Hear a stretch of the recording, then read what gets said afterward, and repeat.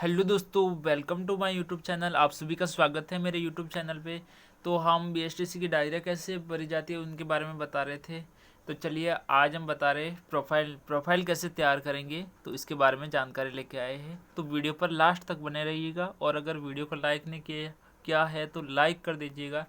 चलिए ज़्यादा टाइम ज़ाया नहीं करते हुए स्टार्ट करते हैं वीडियो।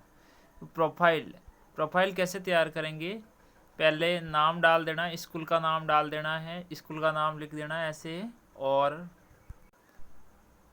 स्कूल का नाम डाल देना है ऐसे।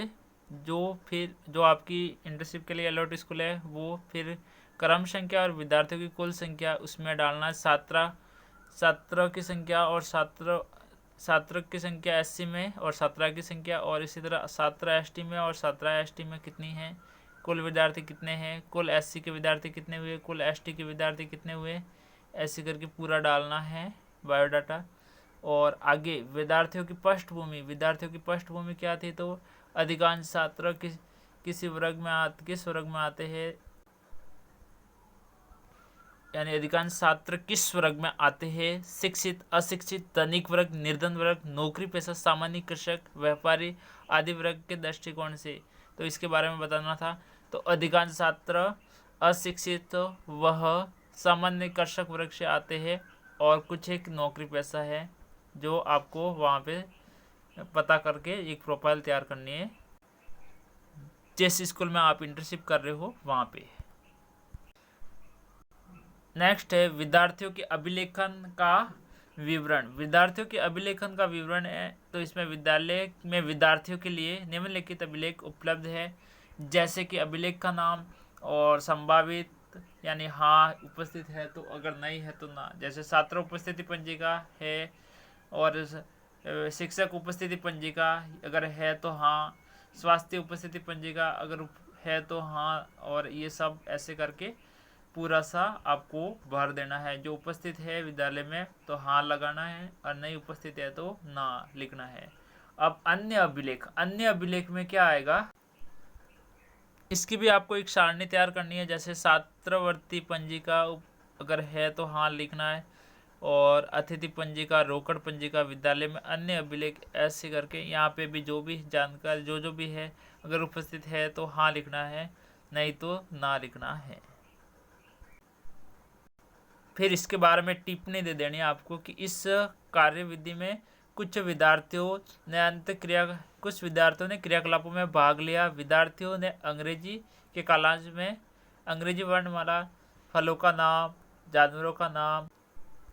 जानवरों का नाम लिखते हुए अंगों के नाम आदि श्याम पट पर लिखते हैं। हिंदी के कालांश में वर्णमाला, स्वर, व्यंजन, शब्द, पर्यायवाची, लिंग, वचन श्याम पट पर लिखते हैं। इसी तरह गणित के कालांश में छात्र, जोड़, बाकी, गुणा, भाग, संबंधित संक्रिया श्याम पट पर लिखते हैं। 4 नंबर पे है विद्यार्थियों में अधिगम सार समूह, यानी छात्र संख्या। तो कुशल समूह और सामान्य समूह और कमजोर समूह, ये आपको पता करके लिखना है, ये सारणी में बनना है कि छात्र छात्रा और कुल, यानी कुशल समूह में और सामान्य समूह में कितने छात्र छात्रा आते हैं और कुल कितने होंगे, और कमजोर समूह में कितने छात्र छात्रा आते हैं और कुल कितने होंगे, ये आपको यहाँ पे नोट करना है, एक सारणी बना लेनी है। नेक्स्ट है कि अपने शिक्षण विषय में छात्रों की अवधारणा की समझ।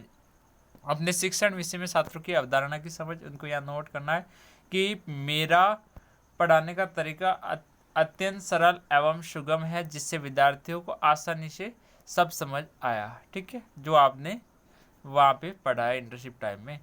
बच्चों के पढ़ाने के साथ साथ उनका सतत मूल्यांकन भी किया जाता है, यानी जो आप पढ़ाओगे उसके साथ सतत मूल्यांकन भी करोगे, जिससे उन्हें विषय वस्तु पढ़ाई जाने वाली, जैसे इसमें विषय वस्तु और पढ़ाई जो भी मतलब टॉपिक है पढ़ाएंगे वो उनको स्पष्ट हो सके और उनका मूल्यांकन भी हो सके। तो आप उनको अच्छे से कैसे पढ़ाते हो ये आपको नोट करना है, और ऐसे आपको नोट करते जाना है, लिखते जाना है। जैसे ये लाइन है ऐसे नोट कर देना है। अब नेक्स्ट है कि अंत अवधारणा में निम्न बिंदुओं की आवश्यकता है। इस अवधारणा में अवधारणा में निम्न बिंदुओं की आवश्यकता है। कौन से बिंदु? जैसे छात्रों में उत्सुकता, छात्रों में समझ, छात्रों में रुचि रुचि एवं अन्य, यानी रुचि व अन्य। नेक्स्ट, वे छात्र जिन पर विशेष ध्यान देने की आवश्यकता है। तो कौन ऐसी आपको आपने अध्ययन करवाया, ऐसे कौन कौन से छात्र थे जिन पर विशेष ध्यान देने की आवश्यकता है? तो यहाँ पे उनके नोट करने नाम, जैसे कक्षा फर्स्ट, सेकंड, थर्ड, विशेष ध्यान देने की आवश्यकता कौन कौन से छात्रों पर थी। तो कौन सी क्लास में, जो क्लास के जो बच्चों के नाम थे वो नोट करने कि उन पे विशेष ध्यान देने की ज़रूरत है। जैसे कि 6 क्लास में पूजा कुलदीप, दलपत साक्षी, और 7 क्लास में करण, देवाराम, हितेश, आरती, ऐसे जो नाम नोट करने हैं। इन सभी कक्षाओं में शिक्षक कार्य करवाया जाता है, अतः ये कमज़ोर बालक है, ऐसे करके ये नोट करना है। और इनके अलावा जो इनसे जो अच्छे, यानी अच्छे लेवल में यानी ज़्यादा, इनसे ज़्यादा होशियार बालक बालिका, यानी थोड़े इनसे इंटेलिजेंट बालक बालिकाओं के जो नाम होंगे वो भी नोट करने हैं, या नोट कर देना फर्स्ट से लेके जहाँ जहाँ क्लास तक आपने अवलोकन किया एक प्रोफाइल तैयार करने में, तो ऐसे नाम नोट कर देना है। नेक्स्ट, ऐसे छात्र जो आर्थिक एवं शैक्षिक स्थिति से कमज़ोर है उन्हें अतिरिक्त समय के हिसाब से ध्यान देना चाहिए, ऐसे करके ये लाइनें नोट करनी है। नेक्स्ट आएगा विद्यालय में उपलब्ध जल व्यवस्था पर विचार। तो जल व्यवस्था पर विचार, तो या उनके बारे में, जल व्यवस्था वहाँ की कैसी थी उनके बारे में आपको टिप्पणी करनी है। 5 से 6 लाइनों में ऐसे टिप्पणी कर देना है। नेक्स्ट है विद्यालय में खेलकूद व्यवस्था पर विचार। खेलकूद के बारे में आपको जानकारी देनी है। अगर खेलकूद का सामान वहाँ उपस्थित नहीं है, यानी विद्यालय में खेलकूद का सामान नहीं है, तो उनकी भी टिप्पणी करनी है। अगर खेलकूद का सामान है और क्या क्या कमी है, ऐसे पूरी प्रोफाइल तैयार करनी है आपको और लिख देना है अपनी ऐसे डायरी में ही। नेक्स्ट है शौचालय व्यवस्था। शौचालय की व्यवस्था, तो उनके बारे में आपको लिखना है, कैसी थी व्यवस्था, है तो कैसी है, और नहीं है तो क्या प्रयास किए जाएंगे, तो ऐसे उनके बारे में लाइनें लिखनी है। नेक्स्ट है विद्यालय में कोई उल्लेखनीय या आदर्श व्यवस्था। उल्लेखनीय या आदर्श व्यवस्था, तो अनुशासन, यानी वहाँ का अनुशासन कैसा था उनके बारे में टिप्पणी देनी है आपको, लिखनी है। अनुशासन के बारे में लाइनें लिखनी है, जैसे यहाँ लिखी हुई सेम एज इट इज अपनी डायरी में उतार देना है। और बोर्ड कक्षाओं में कमज़ोर विद्यार्थियों के लिए अतिरिक्त कक्षाओं की व्यवस्था, तो उनके बारे में भी आपको लिखना है, कुछ एक लाइनें लिखनी है, सेम लिख देना। जैसे ये है, पढ़ाई में कमज़ोर विद्यार्थियों के लिए अलग से कक्षाएं लगाई जाती है ताकि विद्यार्थी भी अच्छे अंक प्राप्त कर सके। सांस्कृतिक कार्यक्रम से संबंधित जो आपने अवलोकन किया है उनके बारे में यहाँ पे टिप्पणी देनी है। जैसे विद्यालय में विभिन्न प्रकार के सांस्कृतिक कार्यक्रम किए जाते हैं जिनमें सभी बच्चे बढ़ चढ़ के भाग लेते हैं, बढ़ चढ़कर सभी बच्चे भाग लेते हैं। और अतिरिक्त कक्षाओं में आपको लिखना है कि विद्यालय में पढ़ाई में जो विद्यार्थी कमज़ोर है उनके लिए अलग से कक्षा लगाई जाती है ताकि विद्यार्थी भी अच्छे अंक प्राप्त कर सके। तो दोस्तों, आज का हमारा ये प्रोफाइल वाला वीडियो यहीं पे समाप्त होता है।